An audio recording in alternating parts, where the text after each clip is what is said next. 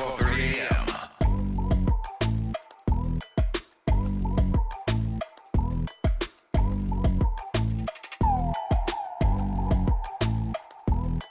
All right, folks. What you say? How you doing? What's going on? How you been? How your mama in now? We back. Gerod Stevens with you. Man, it's hot outside, bro. It's hot. How hot is it? It's hot as witch piss and brass bras out there, boy. Wait, what? It's hot. What was that combination? I'll tell you later. Okay. Yes, indeed. So, first of all, good afternoon, folks. And they're making me cut up already. What a day. I saw a lot of folks this morning. Went out with the folks over at PJ's that work very hard. Had to say, hey, to Stephanie. Hey, Stephanie. Stephanie is the owner of PJ's, and every year, for the past, I think, 2 or 3 years, I think for the past 3 years, what we have seen is that she gets her business done by allowing candidates to do what they call pastries on a patio. You go in and she gives you like 100 pastries. I don't want to say 100, but 25, 30 pastries. People come through the drive-through. You can have your candidate outside with their push cards and all other stuff, and they pull up, and when they get their coffee or iced coffee or whatever out of the line, first person that they see next is you, and you're handing them free beignets, cookies, all the good stuff that PJ's can offer. So, and you get to get your paraphernalia out too. So you get a chance to give them a push card. You get a chance to talk to them.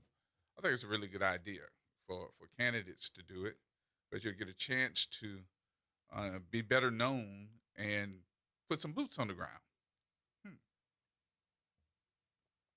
Plus, you can put your signs up and say hello in front of the place, on the side, or whatever. You get a chance to talk to people. So, good idea, and it's working a lot for the people. They get a chance to really talk to you one-on-one.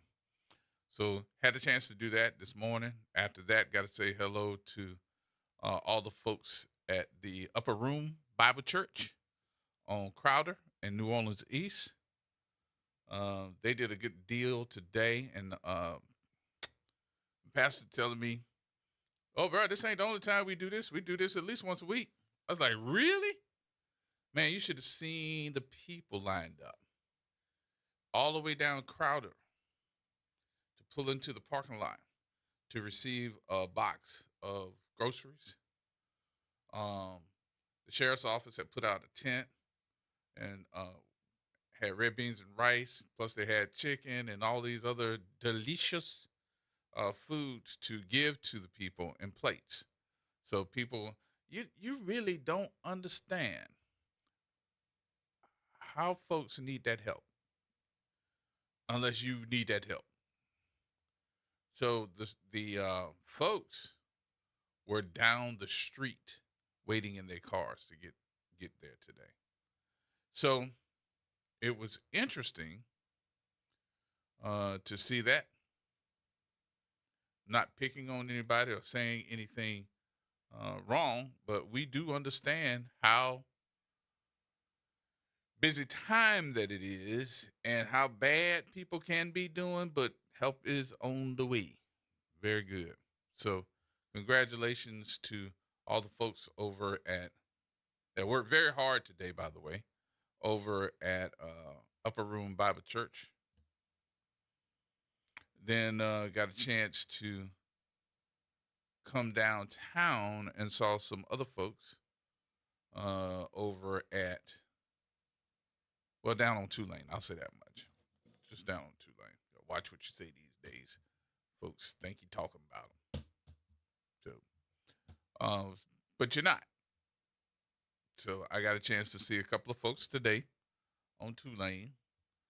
Even though I probably wasn't the best person they wanted to see right then and there, I got a chance to get some good conversation in this morning. So I did that too. Today, we're going to do a couple of polls.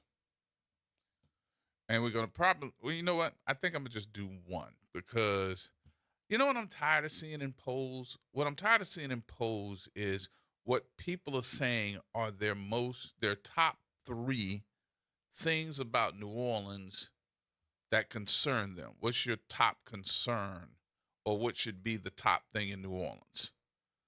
And if whoever is elected the next mayor, what should be the top 3 things whoever that person is should tackle? So I know all of you got one. I already know that you got a poll. I already know that you got a concern. What is it? Give me your top 3. So we're going to go to break, and we're going to open up the telephone lines right now. 504-582-9422. Let's get them jumping. Let's get them jumping. Let's figure out your top 3 concerns for the next mayor of this city. 504-582-9422. We'll put it together today. All right. More coming up.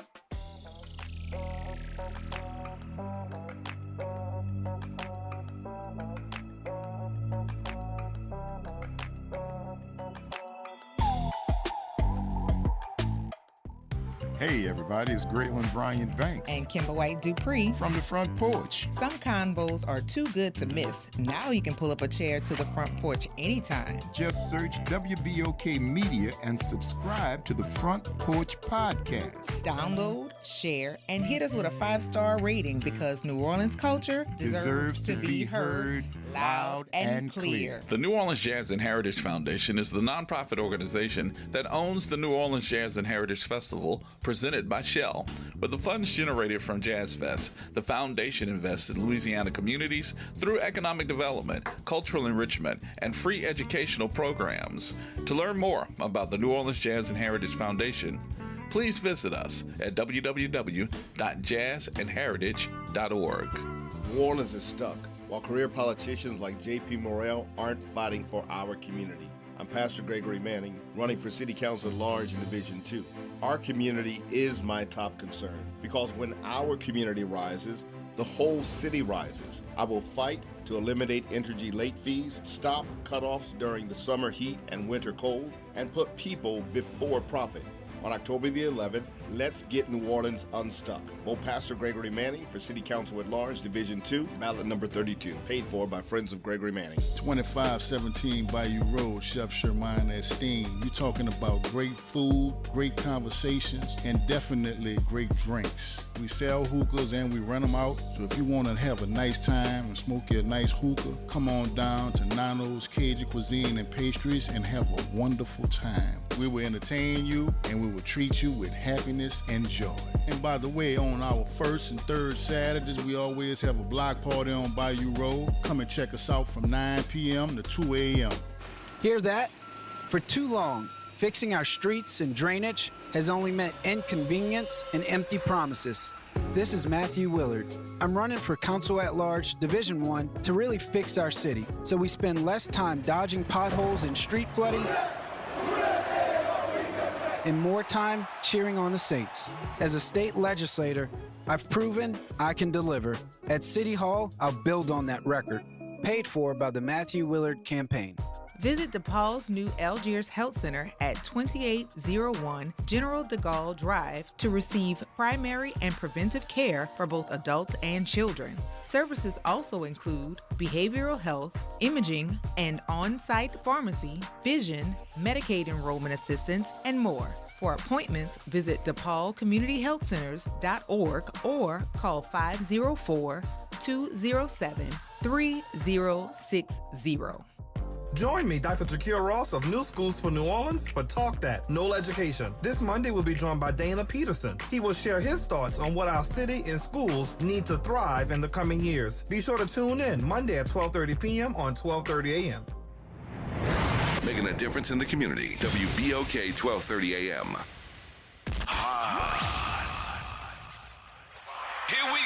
The reality check on WBOK 1230 AM. All right, folks, welcome back. Welcome back. Lord have mercy.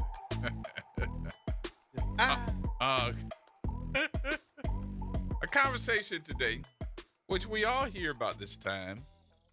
I say everybody's like, man, we need somebody that's going to listen to us. We need to know why. We need to do this. We need to do that. We need to do this. We need to do that. So somebody asked me, they said, gee. I said, huh? They said, why you be on the radio all the time talking about our streets? I said, I'm on the radio all the time talking about our streets because I have to drive those streets too. I'm not being selfish. I'm being dogmatic. And what I'm not going to do is accept BS from anybody. Because that, to me, is exactly what it is. A bunch of BS. We don't have too much to say or know who to say it to when we start talking about streets. And I think that it was purposely put together so that you don't know what to do or how to do it. I think it was purposely put together. Well, how do you do that? What do you say? Well, I think the first thing you got to do is know where we are, know where people are, go to their level, right? If you're really concerned about your people, let's go to their level. Let's get down to the get down.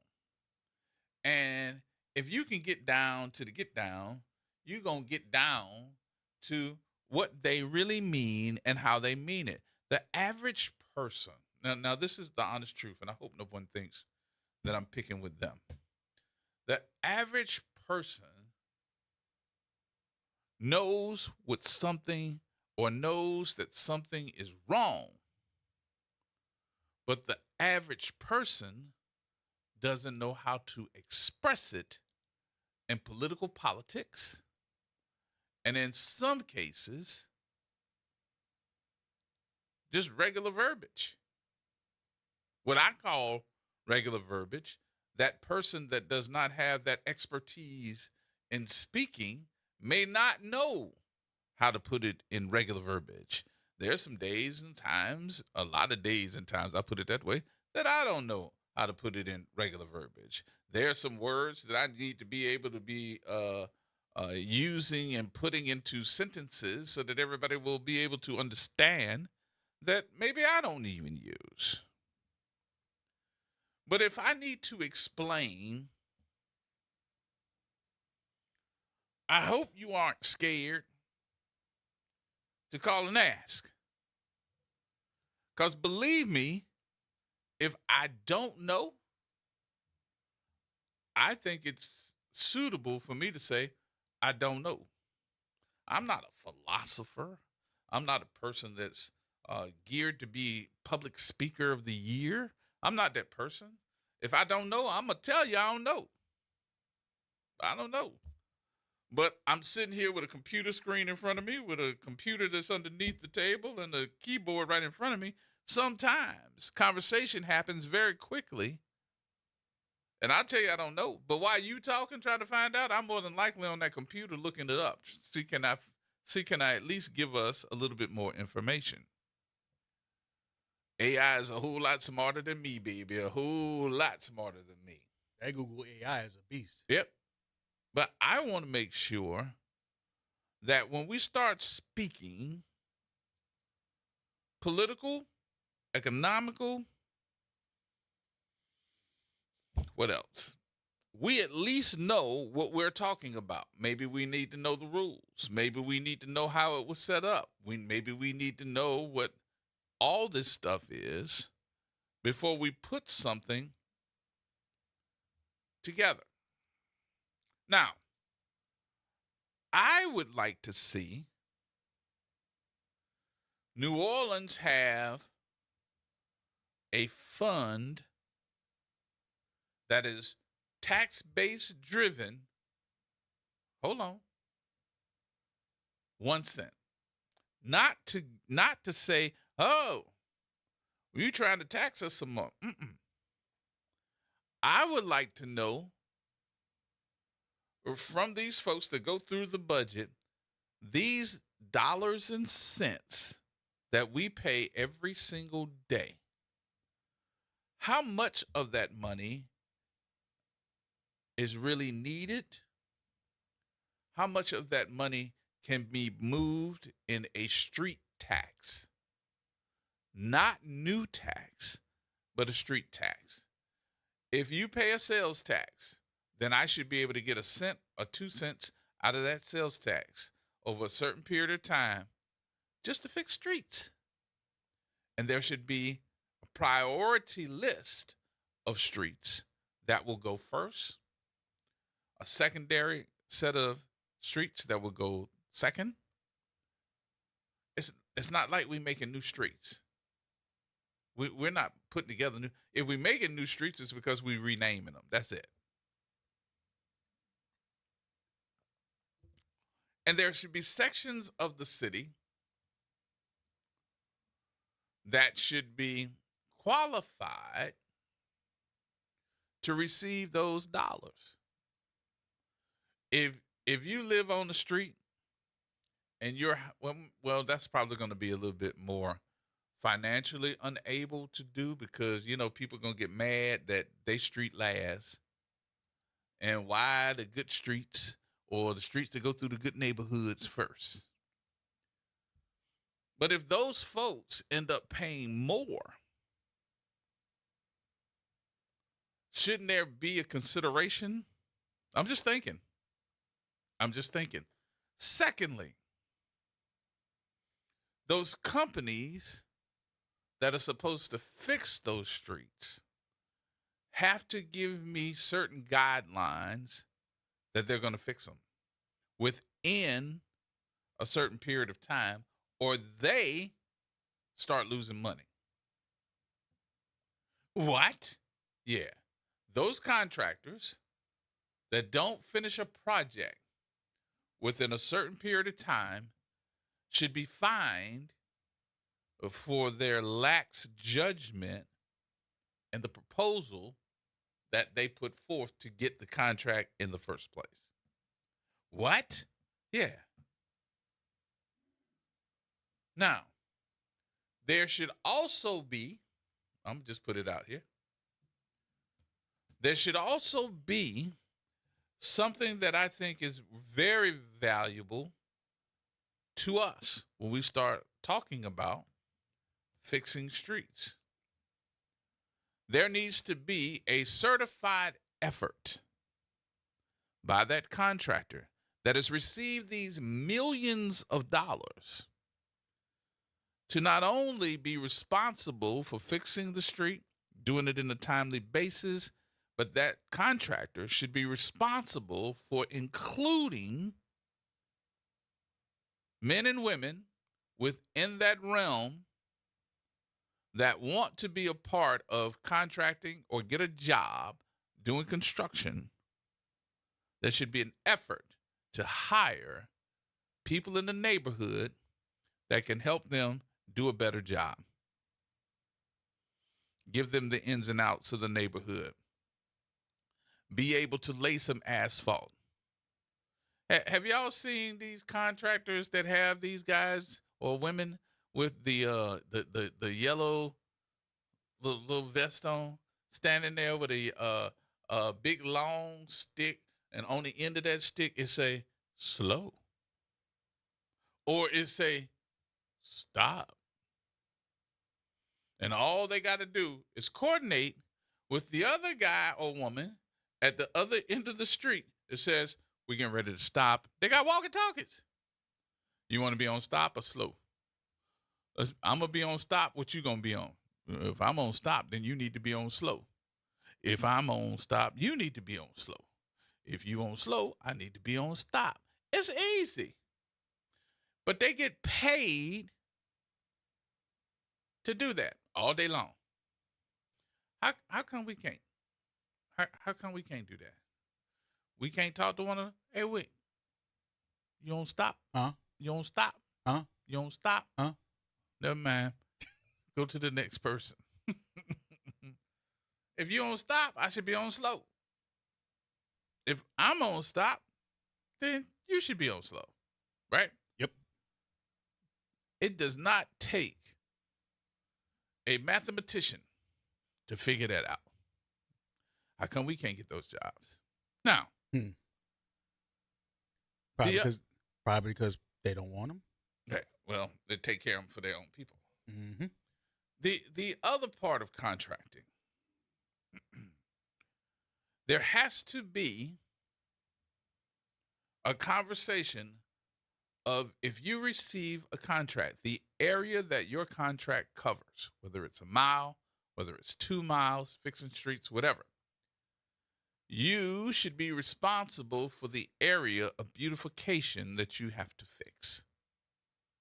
So there should be some planting of the trees, some replanting of grass, doing something that's going to help the neighborhood. But Now, one thing I will say, even at the Crowder, Reed, and Bullitt exits, I see the people. I see our community out there. right. Beautiful. I mean, keeping those things up. They really keep them very nice. So, and I'll throw in the Park Timbers area too, because at Park Timbers on the West Bank, they have a beautiful cave. I don't know this lady's name. I have no idea. But even when I was over there, when I lived on the West Bank, she always would go to the beginning of the road at Park Timbers. There is a sign that says Park Timbers. Welcome to Park Timbers. She would always make sure that the flowers, the shrubs, everything in that area where that Park Timbers sign is, I don't know her name. I never stopped and said, you do a good job. You really do. She really does. I don't know who she is, but she fixes that area up like every week. Mm-hmm. And I think she still does it. I'm not certain, but I just know that area is beautiful. Yeah, they get out there and weed, put new Yep. new moss down. I mean, Yep. everything. They do it all. Those off ramps, and this is what I like to consider. Not only the off ramps, but I would even say some of the areas like the medians, the neutral grounds. They need to have an arborist. Oh, the ones on the highway. No, if you're getting off of Reed, if Right. you're getting off on Crowder, Mm-hmm. in the middle of the neutral ground, Yeah, you have the signs. is those palm trees. They dead, Yeah, they hanging over, and then when somebody cut them, they just leave them laying there. I just think that is the most ignorant thing. I don't know and don't care about what the protocols are. If you're gonna cut it, pick it up. If you can't pick it up, at least have the people that's supposed to pick up the trash right there picking it up. So you ain't got to go back later to pick it up. That looks sloppy. We look ignorant doing it, just cutting it and let it laying there. Just leave it laying there. It dead. I'm like, what's wrong with these people? Come on. Don't tell me that you cut it and somebody else come pick it up later. That's a waste of energy to me. What I did see with the city the other day was on 2-lane from, I think it's all the way down through the neutral ground, past the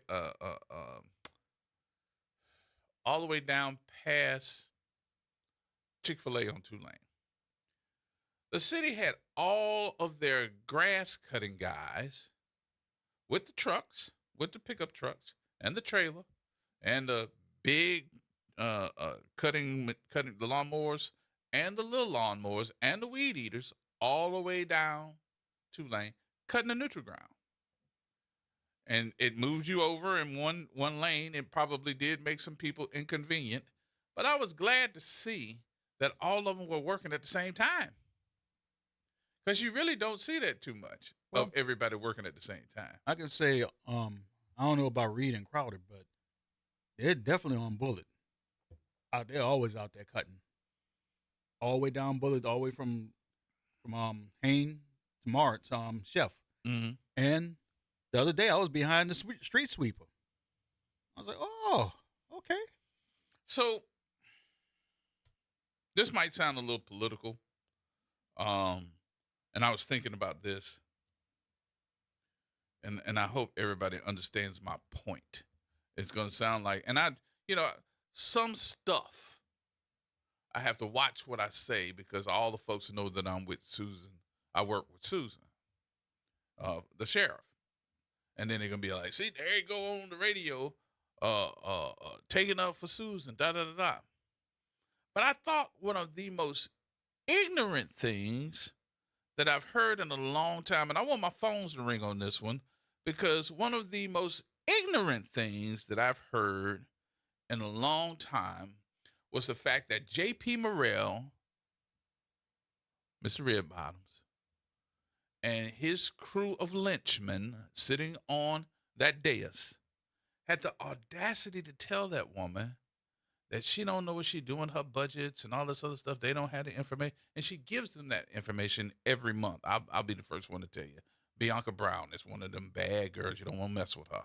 She makes sure that everything is to the T, and it gives them all the information that they need to know about how much money they're spending. Now, that's not the ignorant part. The most ignorant part that I've ever heard with them saying that about the sheriff and her budget, how come the city is now over $100 million in debt because they didn't balance their budget right? And ain't nobody saying jack. We're $100 million over budget, and they ain't balanced their budget right. And he's sitting up there chewing snuff. Snuff? Yeah. And sitting up there talking on Facebook with his damn, what is that, Captain America sword, shield, and Thor's hammer, and all that in the background. And ain't nobody saying nothing.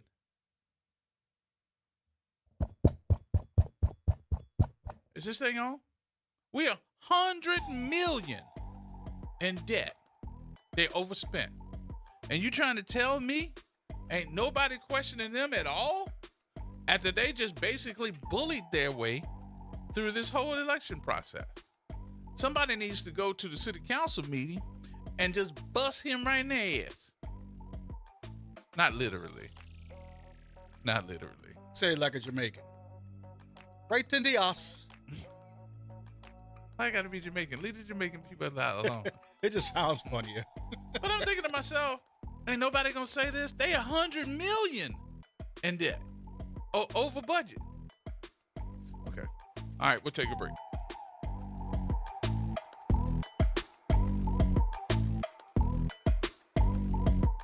New Orleans never sleeps, and neither does WBOK. Now, every voice, every moment, and every show is in your pocket. Search WBOK Media wherever you get podcasts. Download, share, rate us 5 stars. Because when you support us, you amplify Black voices and the New Orleans culture.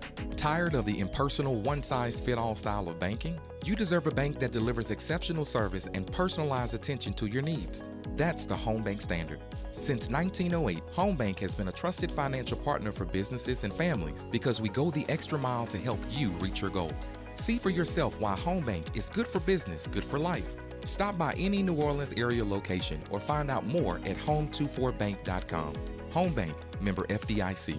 New Orleans is stuck. We've got a cost of living crisis, and the same old politicians are out here asking for our vote. I'm Pastor Gregory Manning, and I'm running for City Council at Large in Division 2 to bring the power of the people back to City Hall. Together, we can fight for affordable housing, bring down high utility bills, fix our streets, and put people before profit. On October the 11th, we'll get New Orleans unstuck by voting for Pastor Gregory Manning for City Council at Large in Division 2. My ballot number is number 32, paid for by Friends of Gregory Manning. Looking to join an organization that is committed to help promote economic development in New Orleans East? Look no further. The Greater New Orleans Business Alliance is a member-based, nonprofit organization made up of business owners and local professionals united for the purpose to promote business development in Eastern New Orleans. If you want to become a member, call us at 504-957-3568.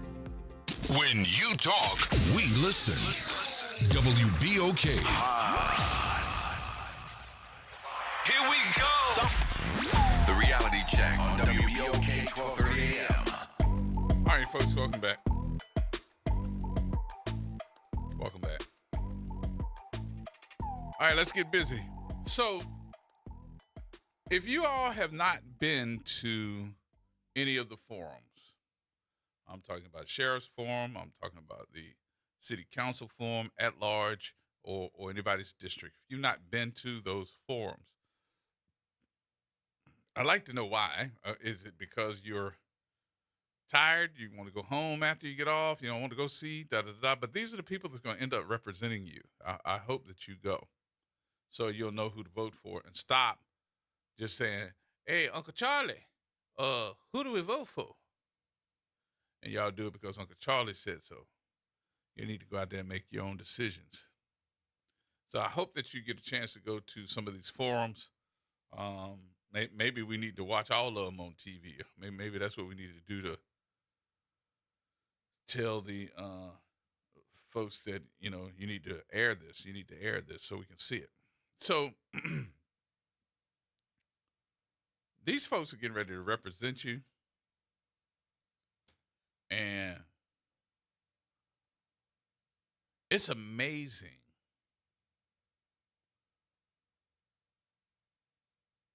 with some of the rhetoric that is going on at some of these forums. It's amazing when we get down to the nitty-gritty and also go to and watch how the candidate or candidates will swerve out of that topic. And I'm going to just tell you, as a broadcaster, they pivot out of those topics because they don't know the answers. But you're running for a position that's getting ready to control the city. You're running for a position that's getting ready to control a district. You're running for a position that you have no idea what the answers are. Is this, and do you think that this is a job, whichever one it is, do you think that this is a job or a position where the candidate is going to learn on the job?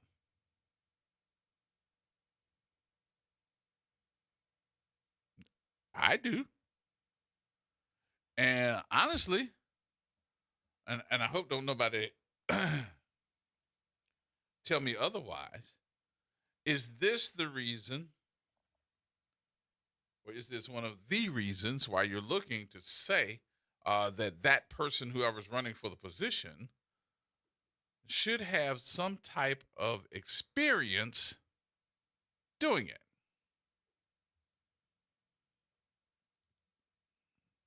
Oh, y'all real quiet. Where my girl at? Where Monique at? She called me yesterday. I told her, call me back. I'm listening to the mayoral candidates. I'm listening. I started off just listening to, and I'm going to be honest with you, I just started listening to the candidates for sheriff when I first started. But now I'm listening to all the candidates that are running for, they are running for these district city council seats. And a couple of them that are now, I'm just being honest, have picked up points of contingency to say that they are running for this office because, but you've listened or somebody has trained you what to say and how to answer it to the point where there's satisfaction to that person that does not know the complete answer and saying how this is going to work.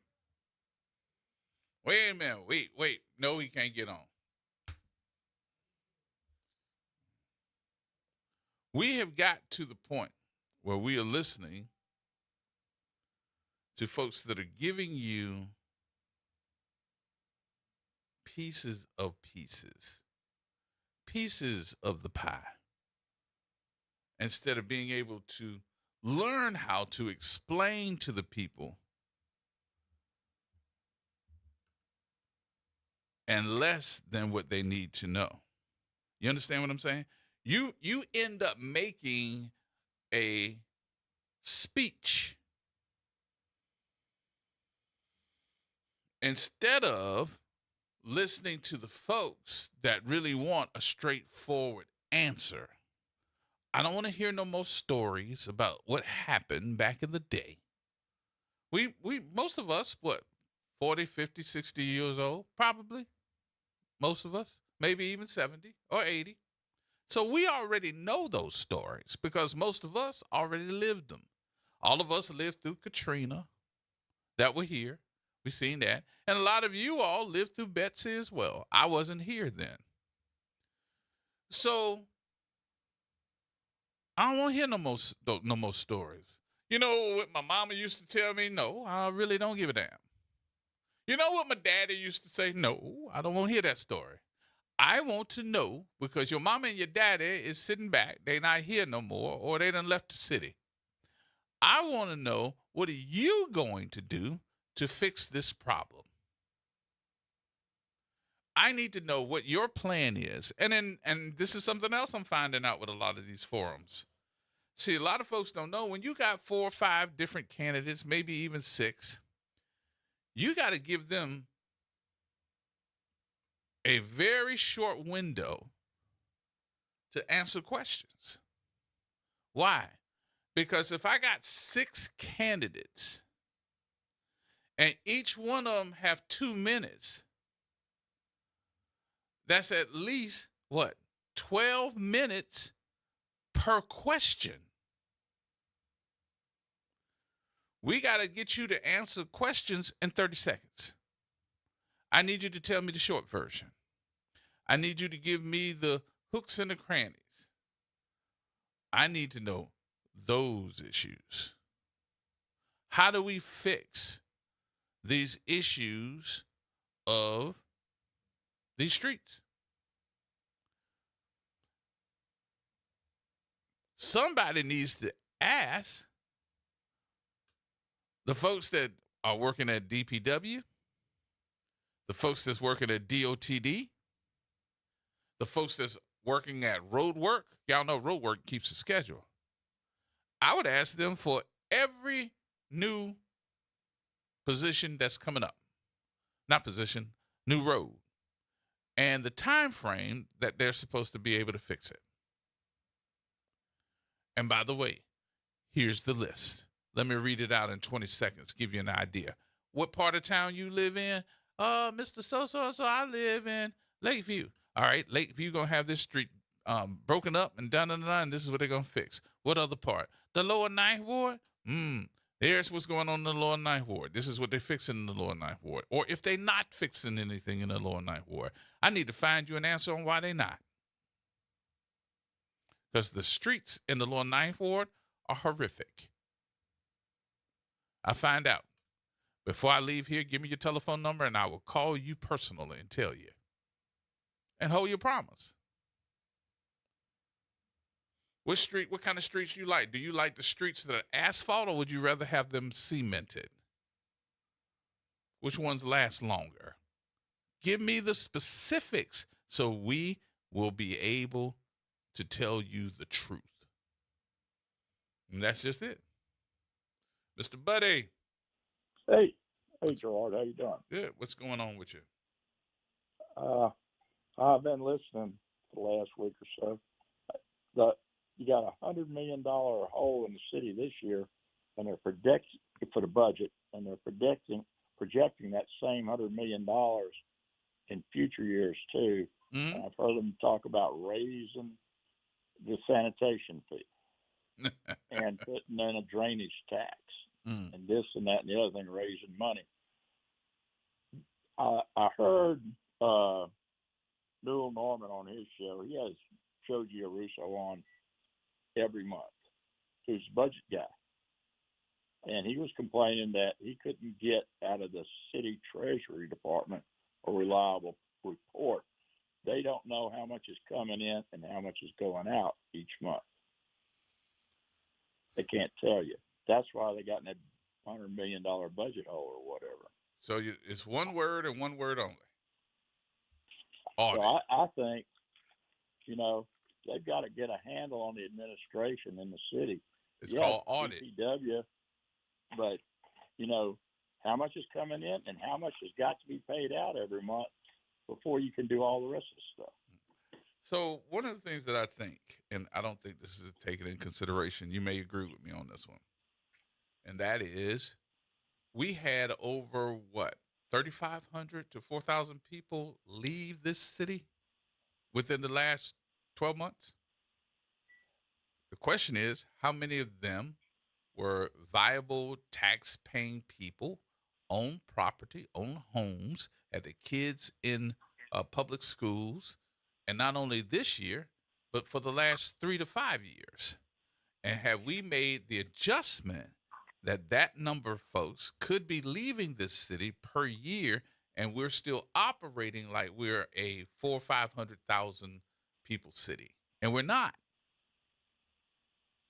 And we need to make that adjustment. And guess what? It's showing up now. It's raising its ugly head. So I agree with you. I just think he's not running for a position again. He's going back into private life. I think it'd be a good guest to, describe what he goes through with,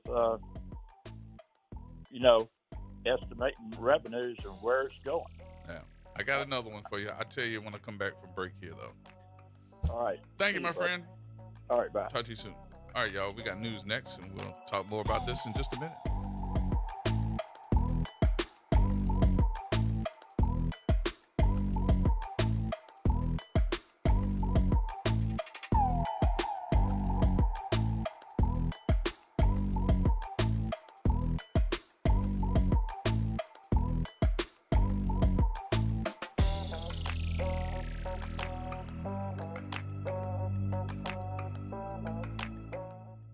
From the campus of Xavier University, WBOK Go and Equity Media Station.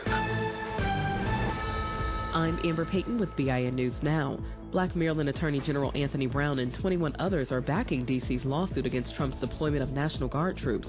In an amicus brief, they argue the move is unconstitutional and political theater. Brown says the Guard is meant for emergencies, not routine policing, and urged the court to block the deployment.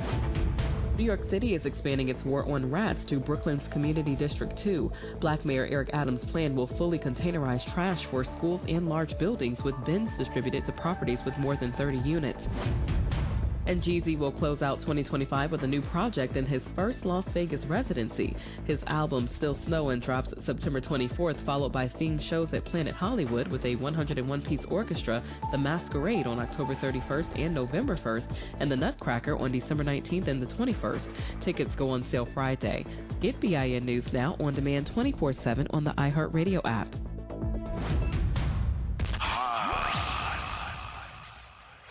Here we go. The reality check on WBOK 1230 AM. All right, folks, welcome back.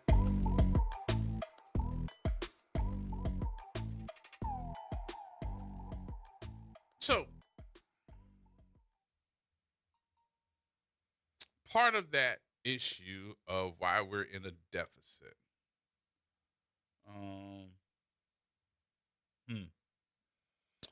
$100 million. That's what they're gonna say. $100 million. I can tell you they're gonna blame a big part of that on the sheriff. understand how much it costs to try to get the inmates back and all that, but it did not cost that much money. I think they said it's somewhere near $500,000 to $1 million. That's it. The other part of that is, where did the money go? Did anybody say, when we started talking about this, I mean, everybody needs to hear this. Y'all need to have a real serious conversation about your money. Whether you believe what I say or what somebody else says, that's fine. But the bull in the China room is basically the question. If we're in a $100 million deficit as a city, where'd the money go? And if you can't tell me, that lets me know that you're not a good manager of my money. I don't care what your degree says. I don't care who you work with. I don't care what your law firm, public accountant. I don't give a doggone. If you can't tell me, in that black hole called the general fund, where my money went, you are not a good steward of my dollar. Well, that's not true. Okay, then tell me where it went. Or better yet, why you haven't called for an audit. Y'all call for an audit on everything else. And how come the citizens of this city haven't demanded one from the state legislature? How come you're not ringing up your guys and ladies that are in the Senate, that are in the House? How come you're not saying to them these different things that you need to know about your money? It's called audit. And everybody, because the only thing that's going to happen is that your tax base is going to go up. I didn't say your money is going to go up. I said your taxes are going to go up. They're going to find a new way to make money off of the backs of the citizens that live here. That includes me. I'm not just talking about you. I'm talking about me too. That's what always happens. We figure out something we can put a tax on. What? Or we start cutting services. Hell, y'all think about something. I hate for the French Quarter folks to be all mad at me, but do y'all really think that you all deserve 7 days a week? 7 days a week cleaning with a massive cleaning bill from a contractor that lives off of Lemony Fresh, while the rest of the city is trying to stay from getting West Nile virus, trying to clean up tires in the east, trying to make sure that the lower Ninth Ward can be viable because we throwing trash out the windows. Y'all, some of y'all don't even know that we have street sweepers. Hell, I didn't know that we had street sweepers in the Garden District at all.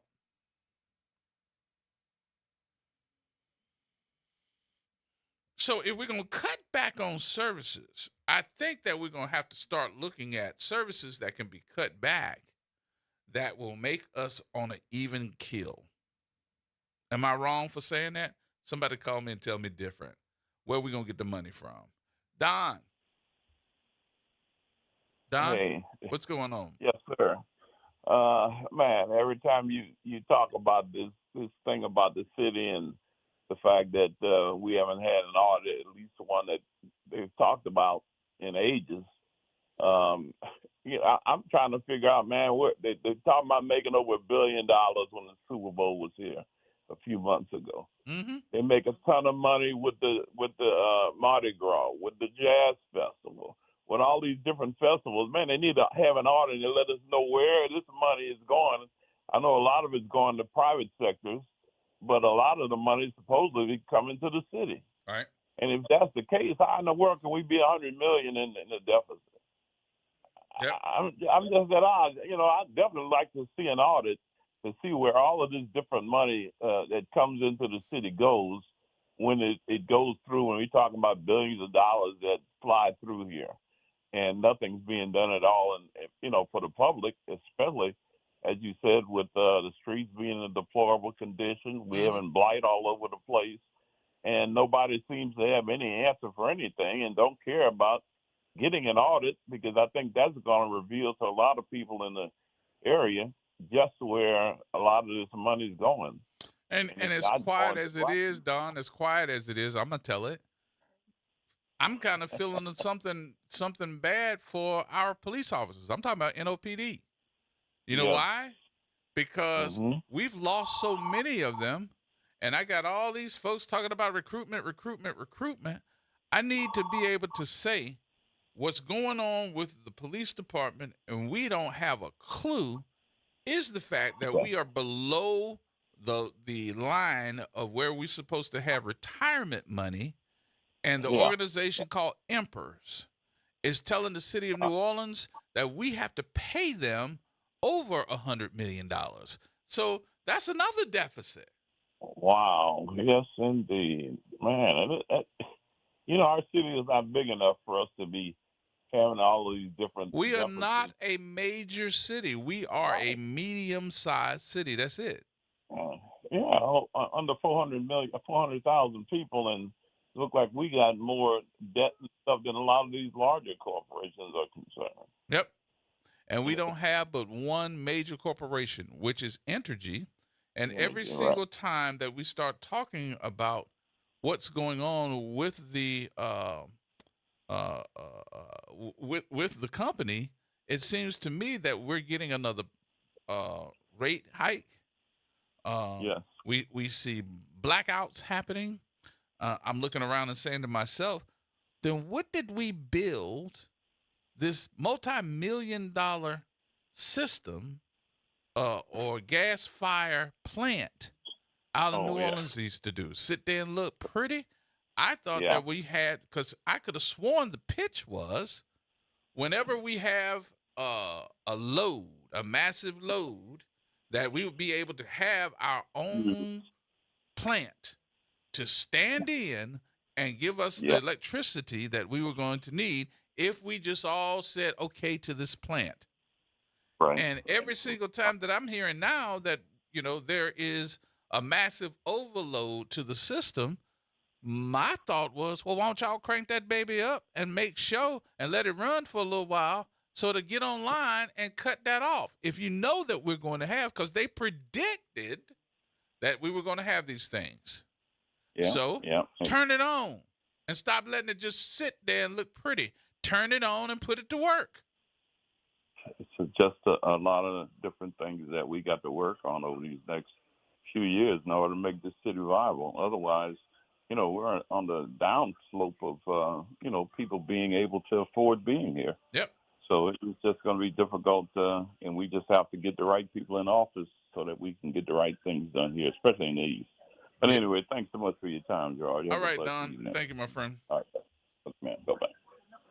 So it might sound a whole lot easier than what it really is, because I don't know what voltage, electricity, I don't know. I have no clue. But you all told me that's what we were building it for. Turn it on and let it provide me a lower amount of money for my electricity bill. That's all I'm saying. What you say, James? You got it, boss man. How you doing, brother? See, I'm all right.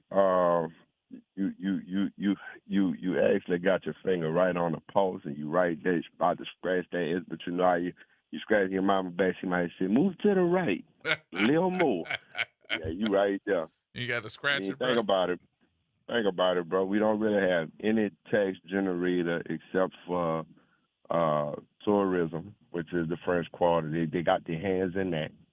So that's a deficit right there off the top. We just don't know how much. Mm-hmm. You got Entergy. That's a deficit because they the last Fortune 500 standing in the city. Correct? Yep. Correct me if I'm wrong. They're the last Fortune. We used to have about 5 or 6 of them, I believe, and then Atlanta took a few. But think about something though, James. Hmm? What's the fastest moving body of water in the United States? Yeah, we right in our backyard. We have the ports, but we don't know how much of the state getting their hands into that. But we're not using the Mississippi River to generate any type of hydroelectricity whatsoever. But we operating off of a 100-year-old system. That's because there's no federal dollars to back you building that, and that's one of the problems. They want the people of no handouts, no welfare, but you need that welfare to get your stuff subsidized and started. It's our tax base goes to everywhere in Louisiana around New Orleans, immediately around New Orleans, and sometimes even further to shop. So you don't get taxes from that. You're starving out the East. You starving out your tax base. You get no taxes from that. You do a whole bunch of underhanded, crooked permit and signings for all these Asians and these Arab businesses. You get no tax benefit from that because a lot of them deal in cash, under the table deals. So I mean they cutting their own throat. They're cutting their own throat, and we left out in the cold wondering what's happening. And you can see what's happening. You know what I'm saying? We're not stupid. You're not putting the money into education. You just said they got street sweepers. Now, as a business owner, I would be trying to figure out how to stay in good graces of these people in the city to keep my name out their mouth. Like I said, one morning I drive my wife off, I turn the corner. It's a shame that it's like this, but it's like this. Yeah. One side of the street, you got a little small, pretty black IV truck. Then the other side, you got this raggedy white truck. I ain't going to tell you who that was because I'm going to keep the name low-key. Mm-hmm. I'm not going to bash the brother. But I'm saying, why is all our stuff just put that in place, man, just to get the business rolling, and then we never make changes after that? Wow. Why do we always have to take a piece of something and be satisfied with it? We do it to ourselves, bro. I'm guilty. I go to Chalmette, I go to Slidell, I go to Jefferson to eat, drink, be merry, come to the quarters every now and again just to look around and see what them people doing with their money. Mm-hmm. You know what I'm saying? Mm-hmm. But it always seemed to escape us. So, you right there on that itch, bro. You know what it is. You know the answer. Yeah. You smart that way. You ask all these questions like you don't know, but I know you know. You're sitting in the class challenging the teacher. Without the teacher realize she being challenged until she get tired, and then they gonna call down there and say, "Get that dude off already. Get him out of here." That's what they're gonna do. Get him out of here. So, all right, James. I feel you, bro. It's more to come. It's more to come. It's more to come. Hey, so I want to ask you something though. Was I right or was I wrong? I called and I said the wrong parties. I inverse them parties for me and tell me was I right or was I wrong? On what part? And people trying to do laws right now. They was gonna start doing laws against the left for guns and whatever. Now they doing inflammatory speech. They're trying to silence people. I don't understand where are the folks at that's gonna stand up and say you are in. Y'all say whatever y'all won't say when you won't say it. If somebody says something about that, that's not a crime. It's not even that. It's not even that. But it's not even a crime. They're trying to make this a crime. Yeah. Did I tell you? Yep.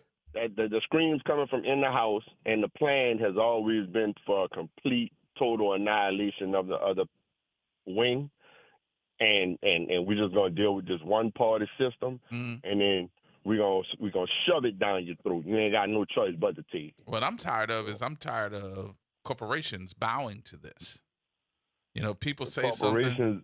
They're bowing to whenever somebody says, "Oh my God, he said so and so, I'm gonna turn you in," and corporations are saying, "Okay, I'm gonna let you go for freedom of speech." So how do banks make money? Banks make money because you apply for a loan to get money. You create the money. The corporations create mega money. So who favors the corporations right now, which is this corporation called the United States. The United States is going to use these corporations as a shell game. They're going to move money around the best way they can this week because they can't move enough through you as an individual. Well, so, but that's how it goes. You know, all I'm saying is, bro, you right there on the itch, bro. You right there on the itch. All right, James.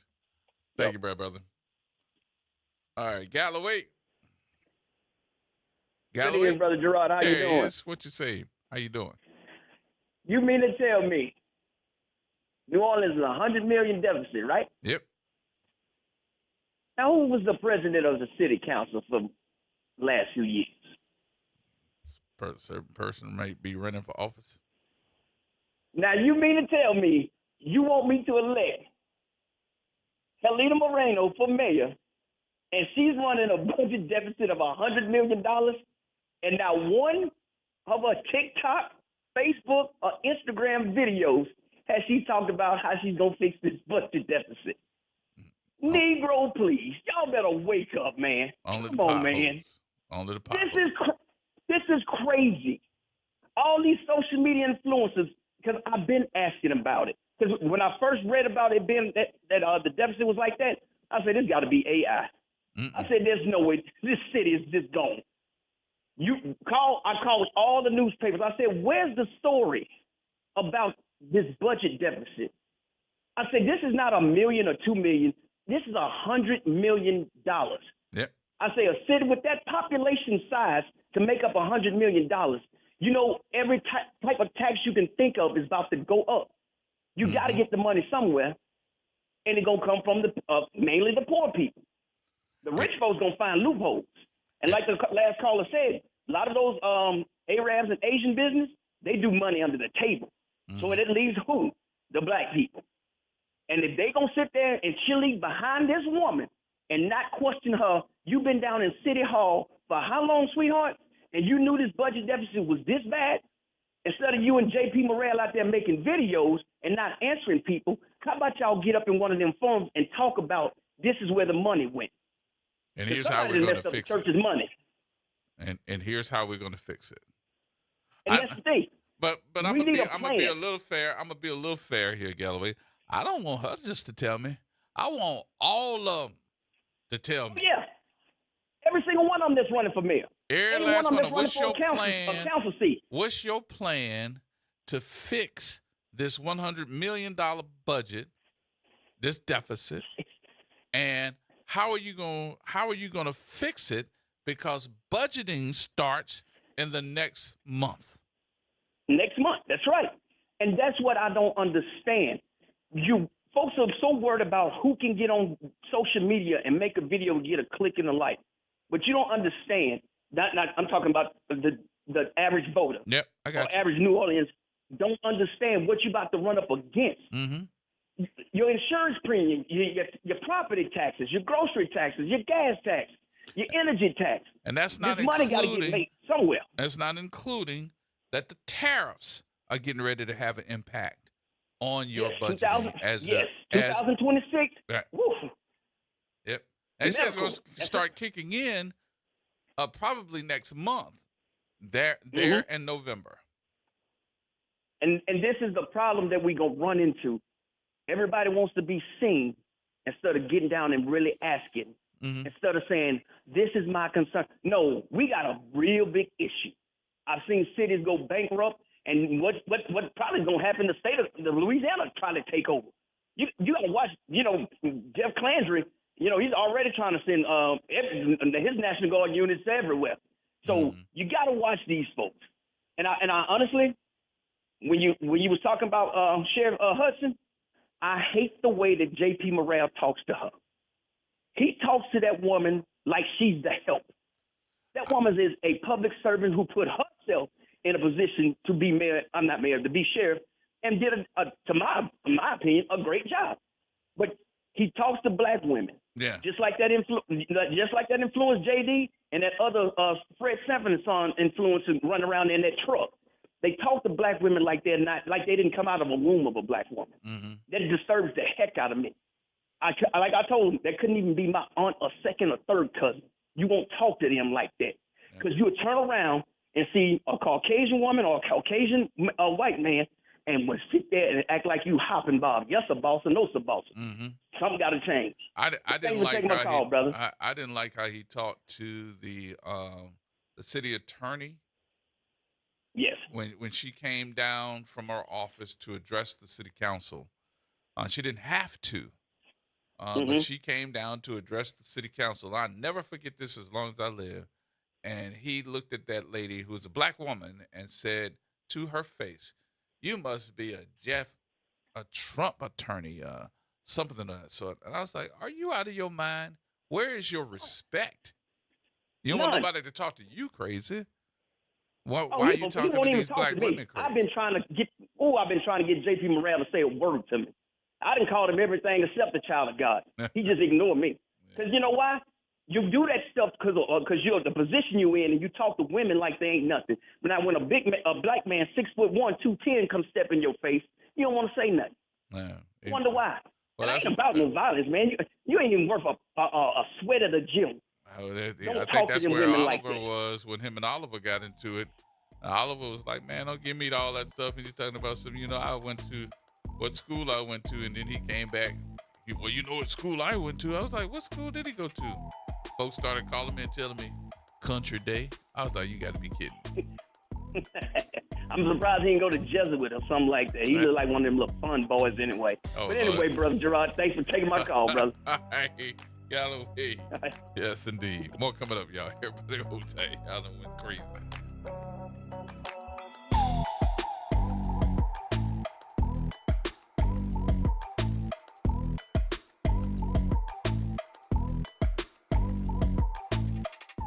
This is the Bloomberg Black Business Beat. Damon John founded FUBU back in 1992 and used that as a springboard into a highly successful career as an entrepreneur. But today's retail climate is a lot different. Speaking to Bloomberg at the Uncharted Annual Summit, John talked about one big innovation in retail: live selling. There's an app called Whatnot, right? And people have 20-second auctions for one little device, or let's say a makeup, sells for about $12. Now, they can do this 3 separate times in 1 minute, right? So they make a profit about $4 every time they sell it. So now all of a sudden, $12 a minute. You times that, because now they have friends coming on everything. You times that by 16 hours a day. John is confident that people could continue to make new companies like FUBU today, but he thinks innovations like live selling might replace more traditional retail models for future entrepreneurs. I'm Bloomberg's Justin Milliner on the Black Business Beat. It's Pro Savings Days at Lowe's. Get up to 35% off select major appliances and save an additional $1,000 when you buy 4 select LG major appliances. Plus, get a free DeWalt 20-volt max 5 amp-hour battery when you buy a select DeWalt 20-volt max tool. Get the job done for less at Lowe's. We help, you save. Valid through 9/26. Selection varies by location while supplies last. See associate or Lowe's.com for more details and qualifying items. If Ernest Hemingway was alive today, would he say this to you? Shakespeare, Mark Twain, Edgar Allan Poe, all great writers. And after reading your book, I simply must add you to the list. Wait, you don't have a book yet. So make a free call to Page Publishing. Turn your book idea into publishing gold. 800-215-6818. 800-215-6818. That's 800-215-6818. Hey, y'all. Make sure you tune in on Thursdays at 12:30 p.m. for The Room with Chef Bunny, sponsored by Blue Plate Mayonnaise on WBOK 12:30 a.m. Tired of the impersonal, one-size-fit-all style of banking? You deserve a bank that delivers exceptional service and personalized attention to your needs. That's the Home Bank Standard. Since 1908, Home Bank has been a trusted financial partner for businesses and families because we go the extra mile to help you reach your goals. See for yourself why Home Bank is good for business, good for life. Stop by any New Orleans area location or find out more at home24bank.com. Home Bank, member FDIC. Hi, this is Arnie Filko. Let's elevate every Tuesday through Thursday from 6 to 7 o'clock p.m. as we discuss the community, the country, and the world, from politics to current events to sports. We look forward to your input and continuing the quality programming on your community station, WBOK. Join Carrie and I every Tuesday through Thursday, 6 to 7 o'clock p.m. on Elevated Conversations, the Arnie and Carrie Show. See you soon. Making a difference in the community. WBOK 1230 AM. Here we go. The reality check on WBOK 1230 AM. All right, folks, welcome back. Gerard Stevens with you. To all of our folks, if you get a chance, make sure you check us out on FM as well at 107.1 FM so that you can hear WBOK in its entirety. Yeah. Everybody's like, what's wrong with him? Well, I do want to put this in perspective. And I'm having this conversation because I really think that we have a problem. Not necessarily the problem of the budget. I think that we are blind. We have blinders on. Before we get into a situation, do we really have a red button that goes off to say, alert, alert, you're using up all the money. Listen, biatch, sit down and shut up and close the wallet. What are we doing? Cedric. I wonder how much of this, first of all, good evening to you and the listening audience, our family. How much of this $100 million was owed to the school district? And now, maybe, again, I'm glad the mayor didn't give it to him. And for the last 7-8 years, and I believe they alternate every year, the two at-large members. Every 6 months, I think.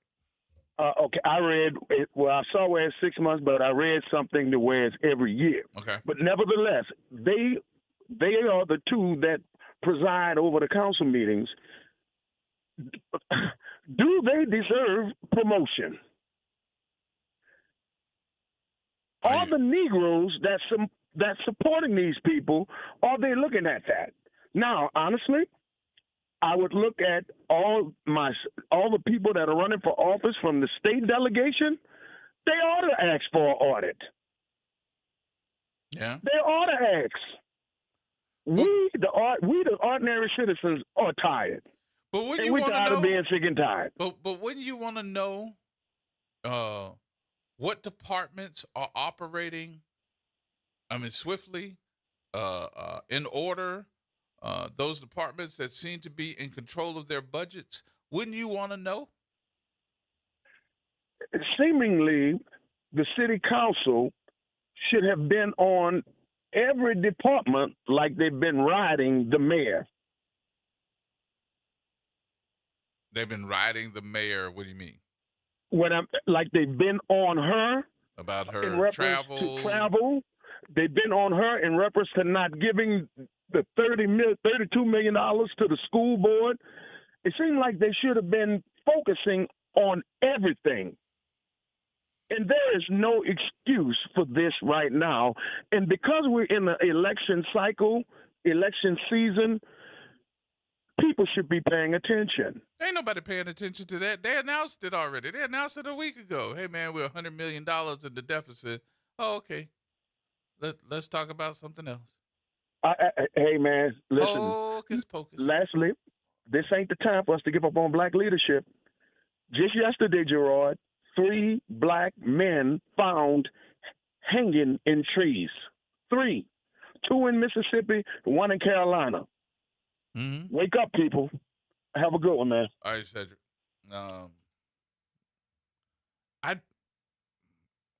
I just have never heard that, you got a city that's $100 million in the deficit. And it's like passive. You really trying to figure out who's going to be the next mayor, sheriff, city council? And you $100 million in the deficit? And I have not heard anybody at any forum, at any debate, bring it up. It's all ha ha ha and he he's, and everybody throwing ha ha ha's and he he's. Ha ha. Oh God. Ha ha ha's and he he's. Ho ho ho. And nobody's really asking the real question. What y'all did with our money? That's the question I want to know. It went to the French Quarter. What It y'all went to do with our Uptown. money? What did you not what I did with the money, not what the mayor did with the money, but you all are in control of that because you all pushed yourselves on, hey, we need to be able to look at them contracts. We need to be able to sign off on everything. Okay, y'all the big dog. You want to be the big dog? Roof. Here we go. Where the money at, big dog? It all went to Uptown New Orleans. I all need to know. place. I ain't guessing. If you notice, I'm very careful in this. I didn't say I know where the money went. I didn't say I bet it went here.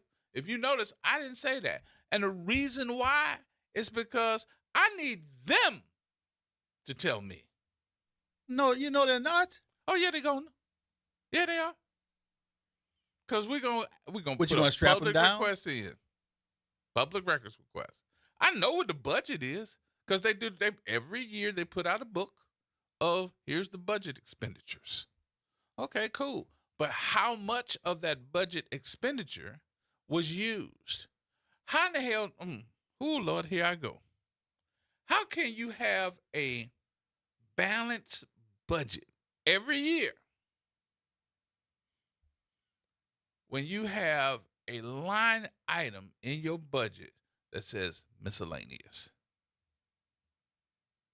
How do you budget a line item when that line item doesn't have a particular number within it? You can't budget you can't balance that budget. Whenever you see the word miscellaneous, you always know there's something scrupulous going on. Scrupulous? Yes, scrupulous. Word of the day.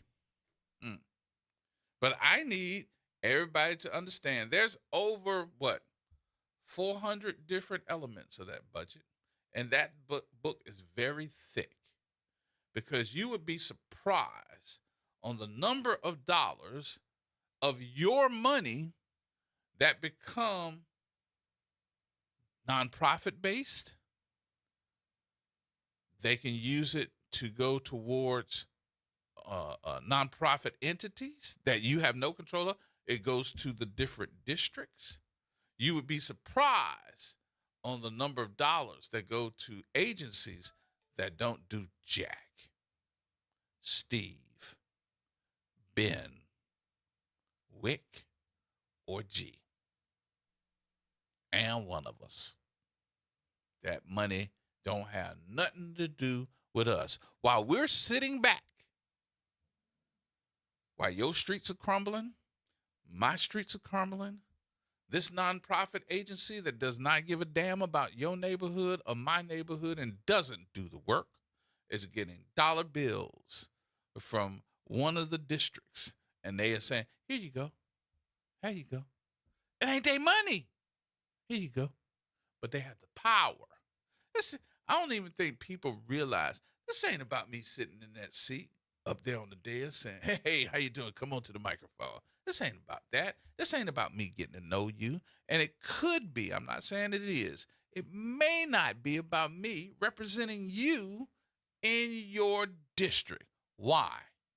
Because of the fact that you think about it, how much money goes to fix stuff in your district?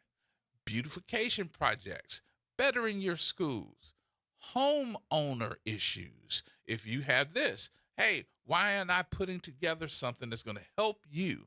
If I can give $10,000 to something, how much can I break it up to say, here's $1,000 for you, $1,000 for you? I'm going to hire you to do a beautification project in your neighborhood.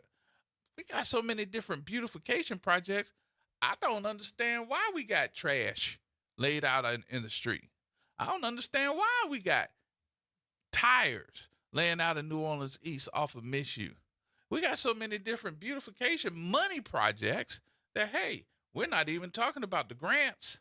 We ain't even got there yet. I would have to ask Arnie to give me another hour to talk about the grant projects that come through. And believe me, after I get off, y'all should call him and ask him. He was on the city council. He know the deal. It ain't changed. So here we go. Here go one for you. Oh, I'm gonna get in trouble. I'm gonna have to run to the car on this one. How come your dollars? I'm talking about everybody that's listening right now. I don't care if you listen to AM, FM, if you're looking at me on Facebook. Boogity, boogity, boo.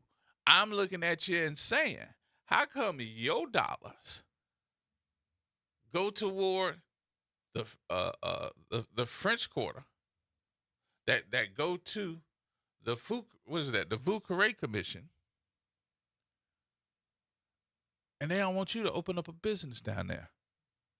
Y'all know the Vauqueré, that's the French Quarter.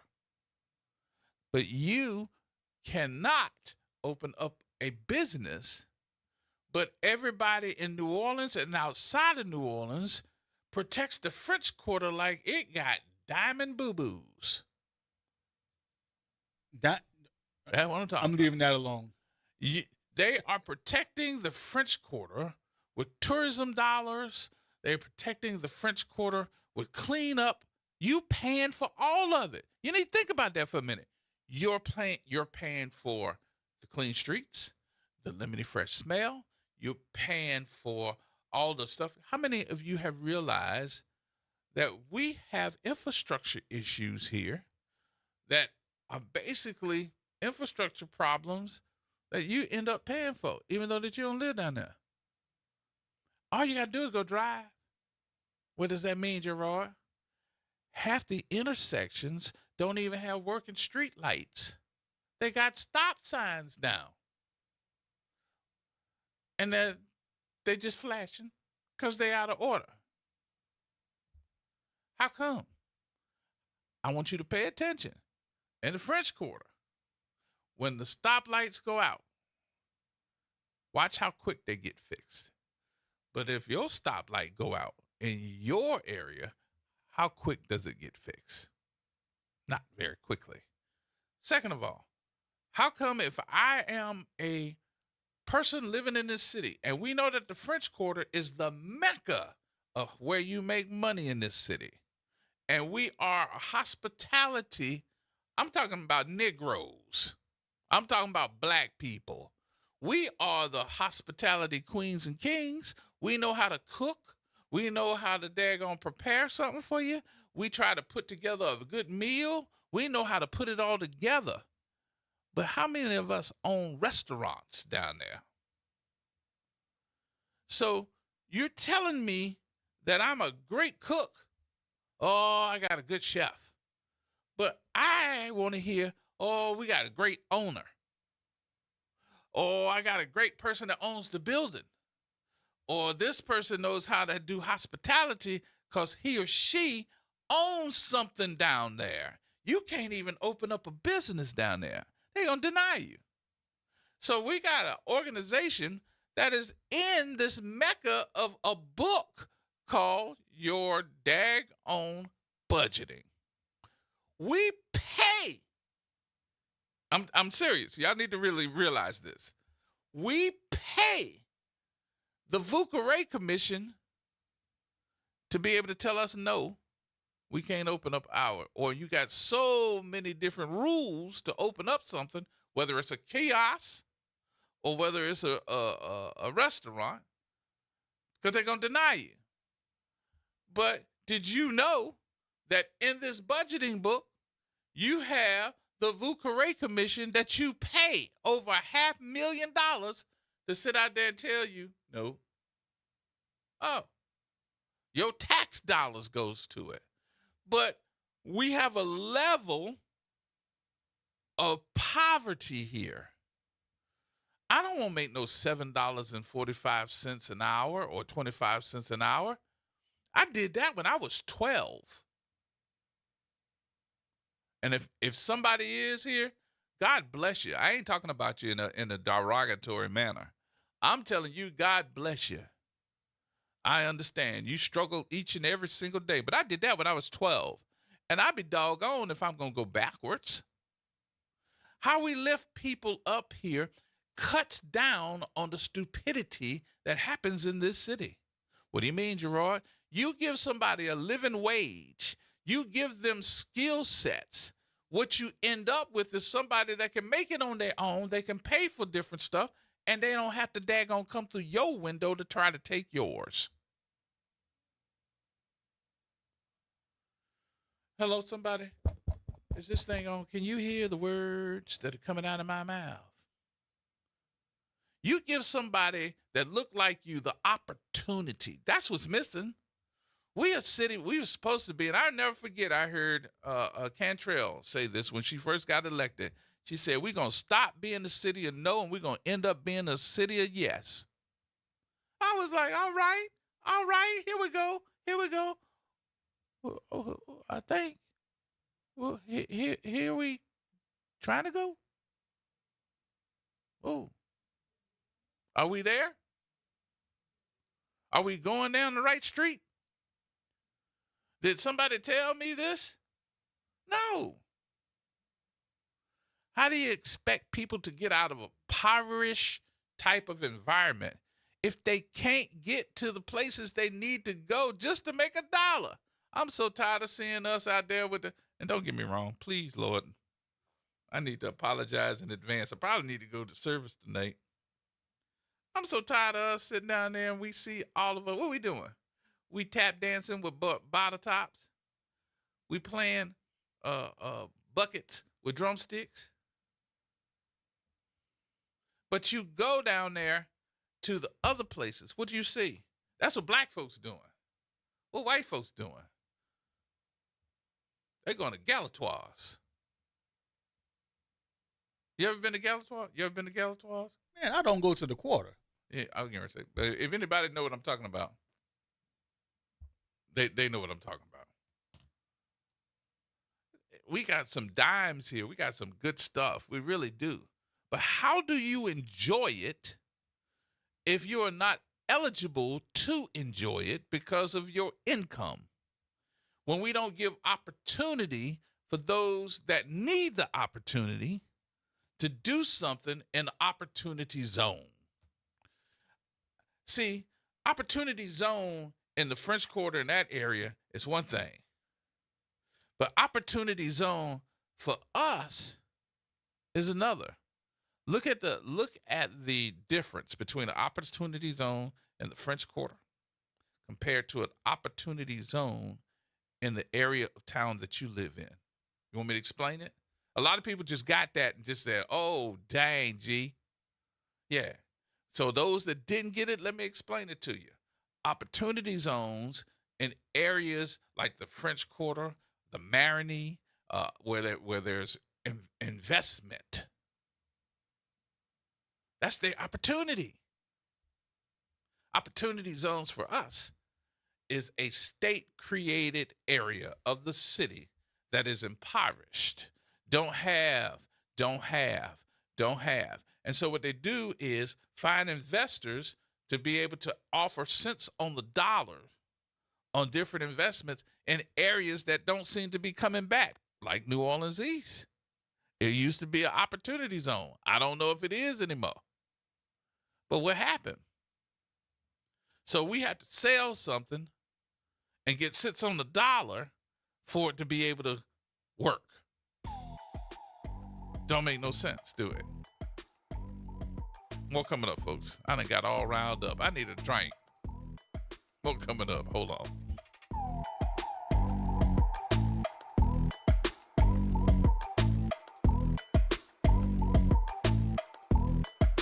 AURN News. I'm Ebony McMorris. The Georgia Supreme Court has shut the door on Fani Willis's appeal to stay on the Trump election interference case.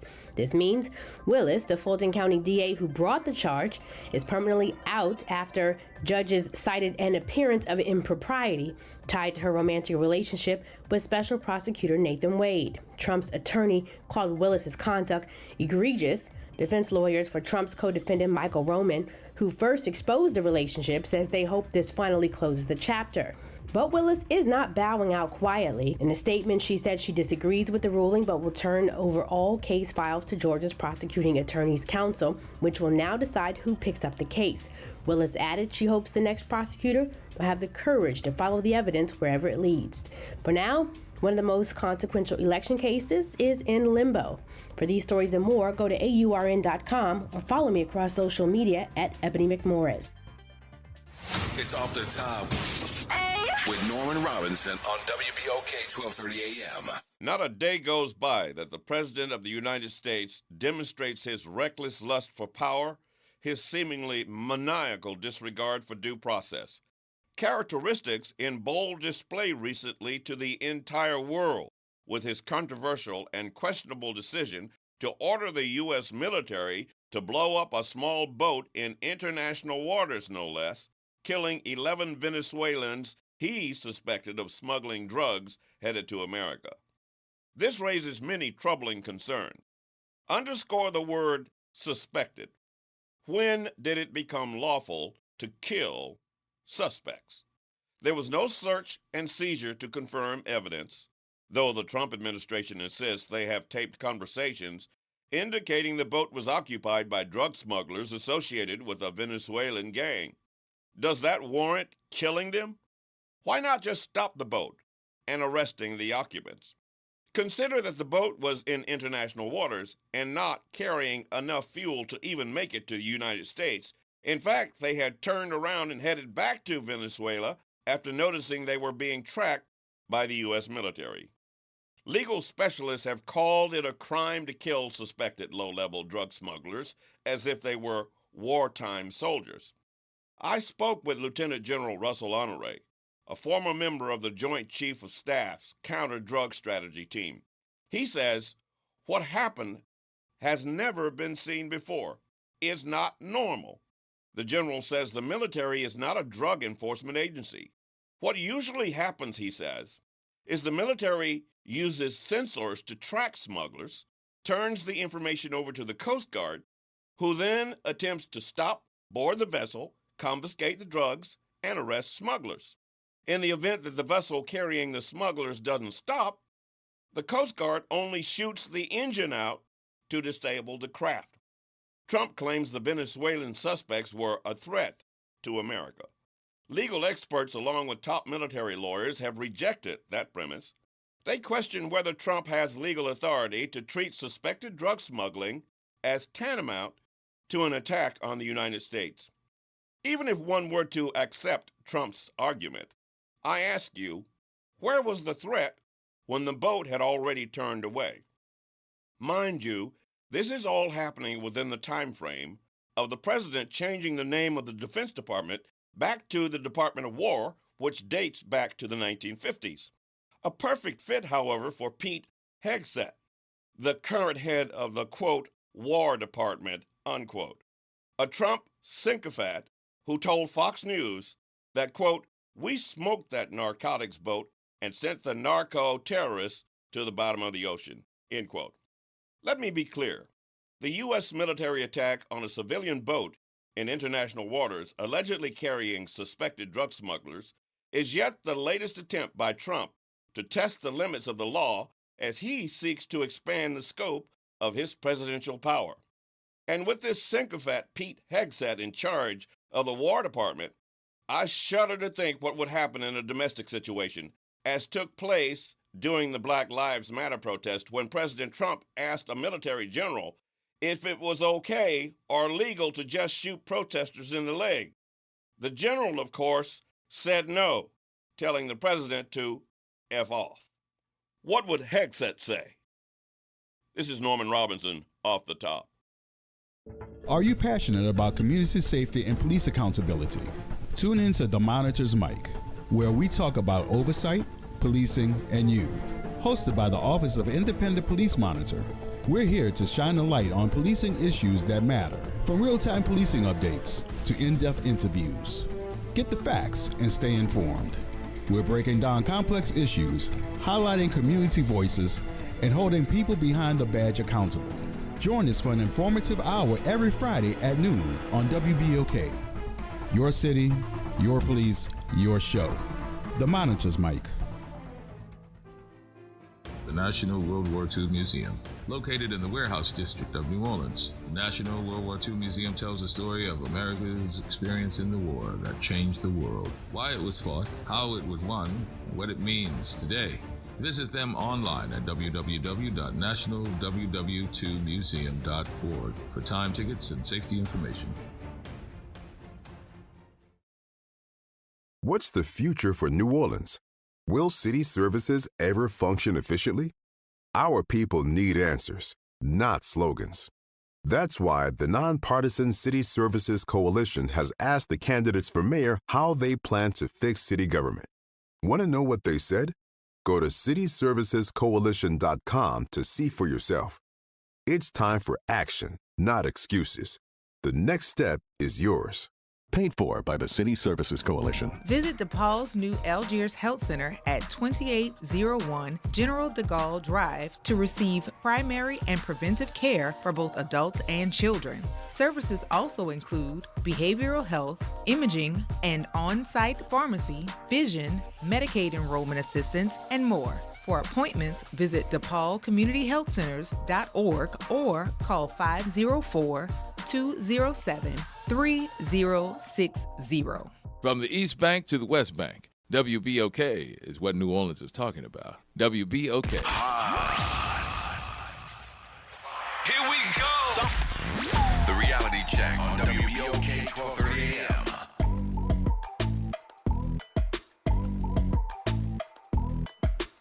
All right, my folks.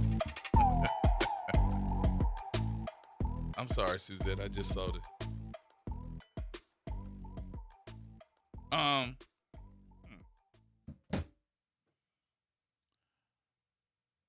I got to the point, as you can probably tell, passionate.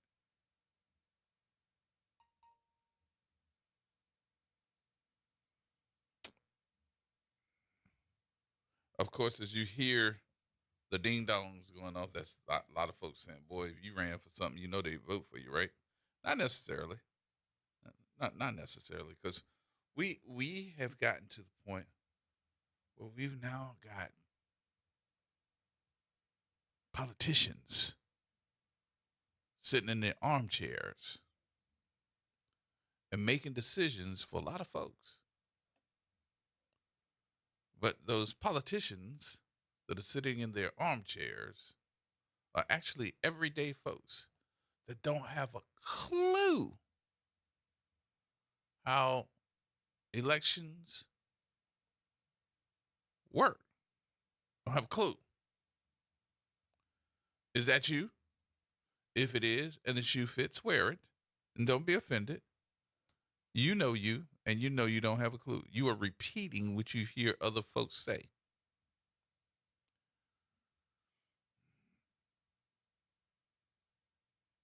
And I was thinking to myself,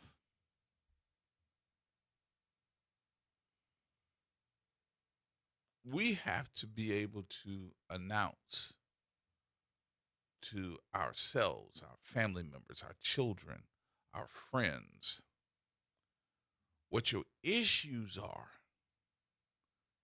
Stop making up a whole bunch of bull crap and think of the things that are going to take your quality of life to another level. Think about that for a minute. It's your quality of life that's going to take you to a new level. What quality of life issue do you have? And I'm wondering, are you thinking about that? And stop wondering about what Oliver going to do to Royce and what Royce going to do to Oliver, who's with Helena, who ain't with Helena, what's going to happen with all the other candidates that's in here, because we don't hear that much about them. Stop thinking about that. Stop thinking about your issue. Start thinking about your issues. It might be called selfish, but I'd rather be selfish than to sit back and I'm left out. Myself, I'm left out. And then we end up complaining. Think about that. We're going to talk about that a little bit more. All right, y'all, that's going to wrap things up for me on today. I had to get that off my chest. I will see y'all on tomorrow. We got some Good things to talk about on tomorrow, too. Coming up, Arnie is in the building. Carrie is in the building. They'll take you into the nighttime. Make sure you call him. Tell him. He'll tell you about some city council stuff, too. Talk to Carrie, too, because Carrie had to put together what this budgeting stuff, and he had to predict it, and he was usually pretty right. More coming up, folks. I'll see y'all.